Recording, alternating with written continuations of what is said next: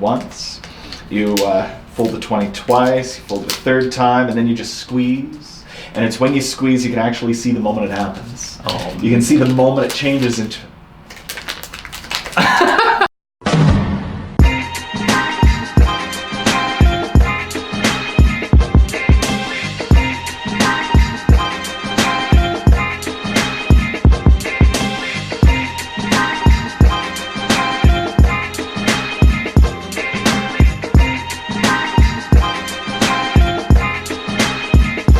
Welcome to the hashtag Talk to JV show. I'm so excited today to have a guest that is one of the most sought after magicians in Canada.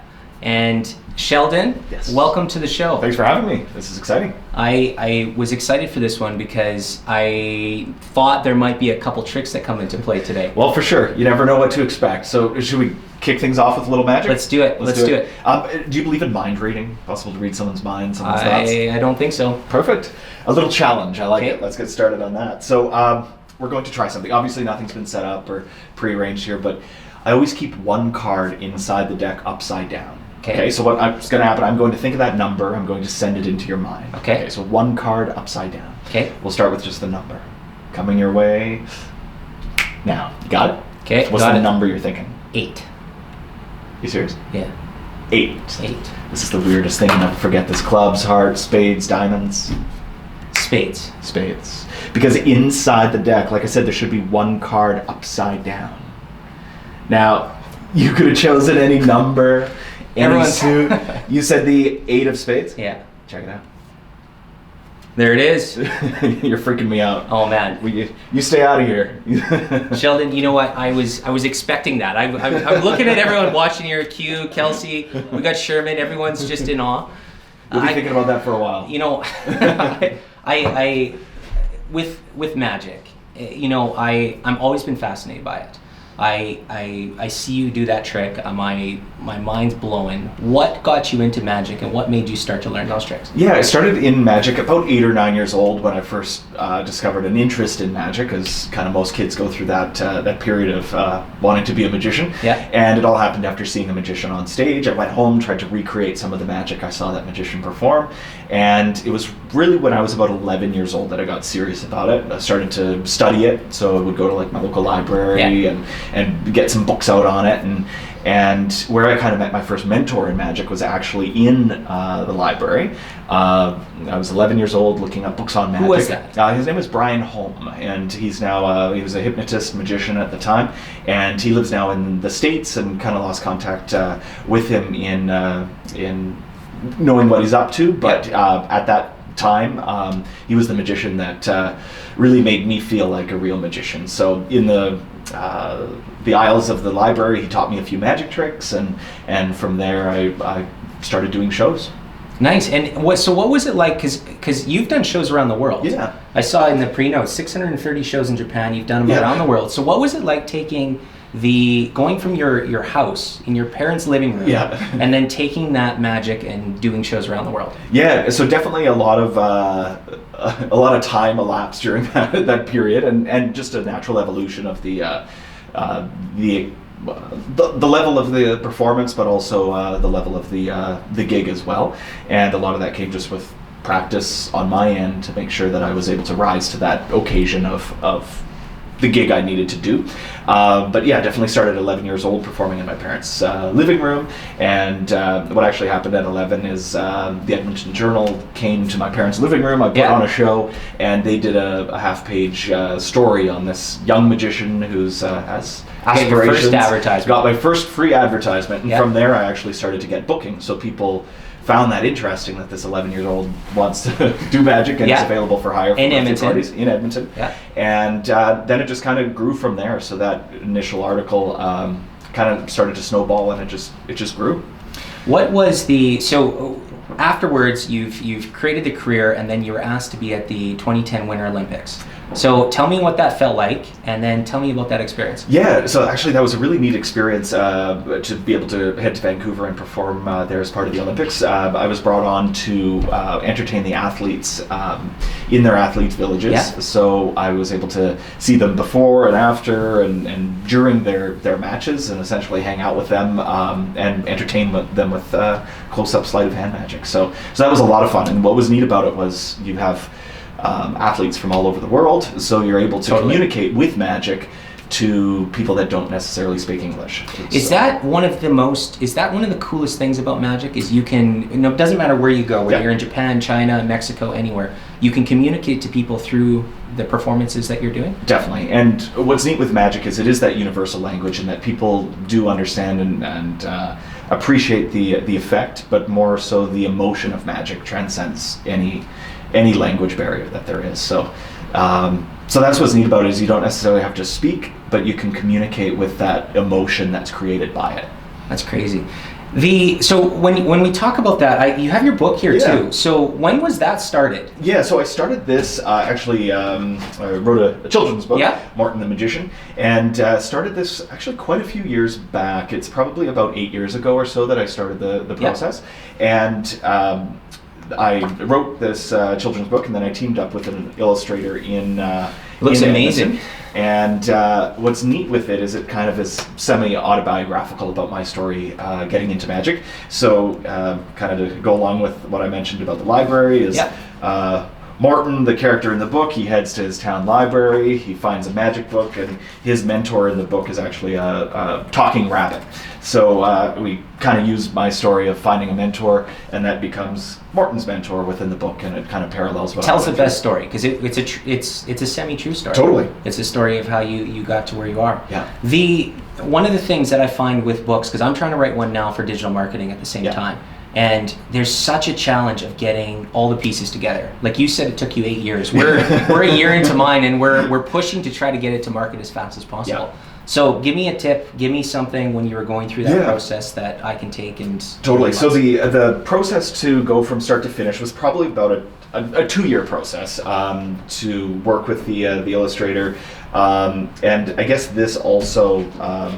the process to come up with the book also kind of parallels a quote into the book that we'll talk about. Yeah. If opportunity doesn't knock, build the door. So it was one of those where I knew I wanted to write a book, as you do as well, and knew that the door wasn't being pushed over by people wanting me to write a book. Yeah. So I knew I wanted to, so I needed to create the opportunity to make that happen. So you had to do it. You had to just find a way to make it happen. Find a way. So I found an illustrator that her style really resonated with what I wanted it to be, and knew that there would be money involved, there would be time involved, and ultimately the control over the project was mine, based on being the publisher of it as well. Yeah. So you went for that self-publishing route. And the reason I did for this book was I knew that by performing I had a natural audience. Yeah. So I knew that I would have people that I could ultimately sell it to, based on the nature of what I do. I'm always in front of new audiences all the time. So for the model that I knew I had to sell something related to my shows, it was a natural fit. If I didn't have an audience and I wasn't always going after that to sell it, to go the self-publishing route to get it into bookstores and try to blend self-publishing with a traditional business or traditional book model would have been a little more complicated, and one that I wasn't as interested in. But having a book that I could ultimately sell at my live events, this worked out great. I have one more question, and we're going to go back to your shows. You did the 630 shows in Japan. Yeah. You've been around the world. I want to know what's the most challenging part? You talked about being able to have the universal language of magic, but what's the most challenging part of going around the world and performing? A lot of it, just over time you develop the skill set to be able to rise to any occasion. And so I say, for example, the contract where it was 630 shows in Japan, I did a 6-month contract and then a 3-month contract, but the first 6 months was 430 shows without a day off. So it was the importance of reading the fine print, but also what I learned in that is just really being able to regulate my energy. So on stage, making sure that the audience feels like they're getting my top show.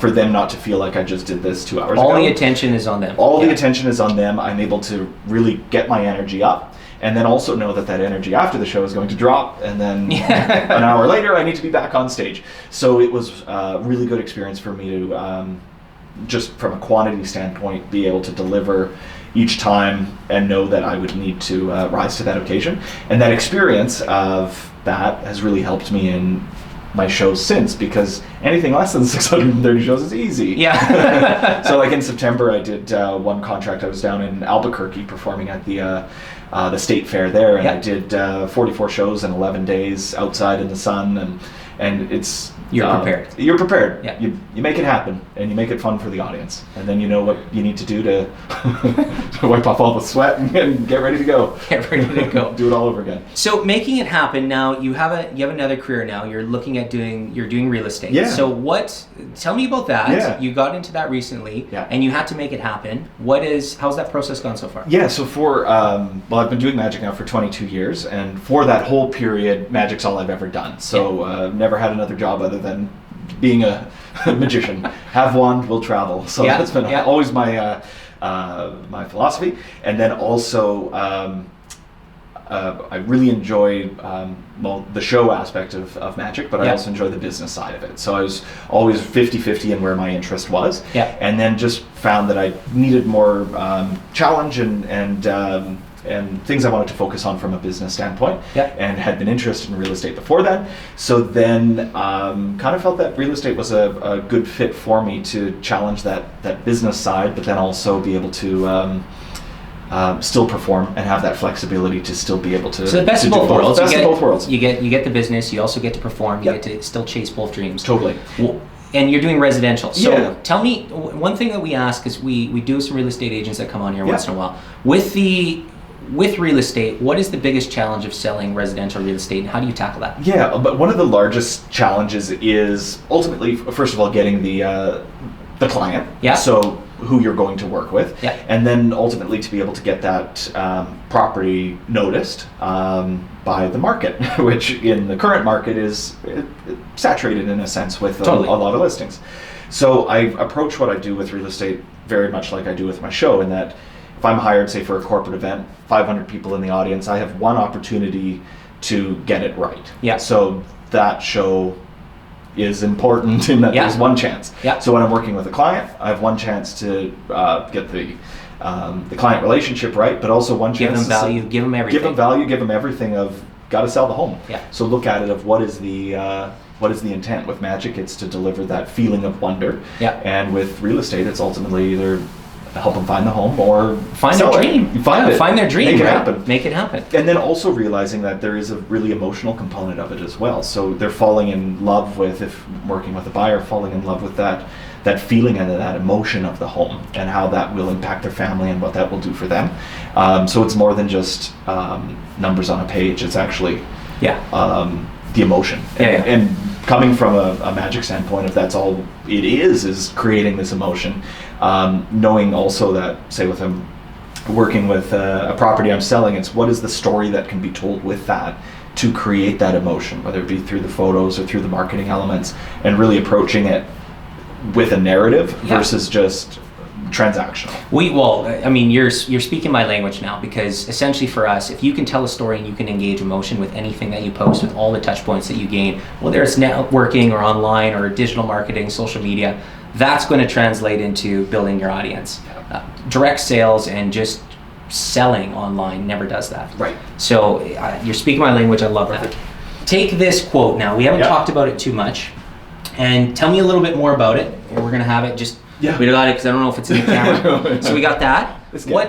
You sent that one to us. Tell us a little bit about it and how you took that quote and applied it to your book and to magic and to real estate. So I've always believed in one of those where you essentially have to create your own opportunity. In that, say for the children's book, it's never going to be given to you. It's not given to you. No one's coming to you, go and do this for me. And same with magic, in that there's no really career path that is paved for you of how you want to become a corporate magician. There's no university for that. No, I wish there was a Hogwarts or something like that. I'd be first to enroll, but unfortunately, there's not. Yeah. So you have to pave your own way. So it's really figuring out where you learn it, how you get booked to do it, how you deliver it, and over time that evolves into creating essentially a product that people actually want. But really setting forth to create the opportunity, because it's also, people don't necessarily wake up going, I need to book a magician today. Like it's not the